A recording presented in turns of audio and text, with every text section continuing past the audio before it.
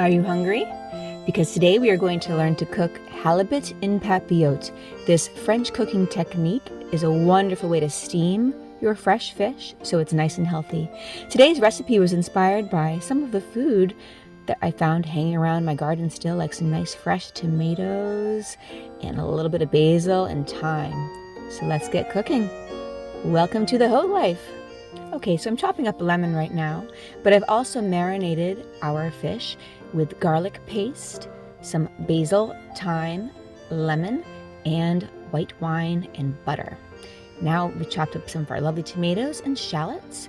Next, put out the parchment paper and lay those sliced lemons along with the tomatoes, shallots, some of the fresh herbs, and then we are going to get ready for our lovely fish. Lop down the marinated halibut, and we're going to continue layering those same things on top. And of course, one of my most favorite things is freshly ground black pepper.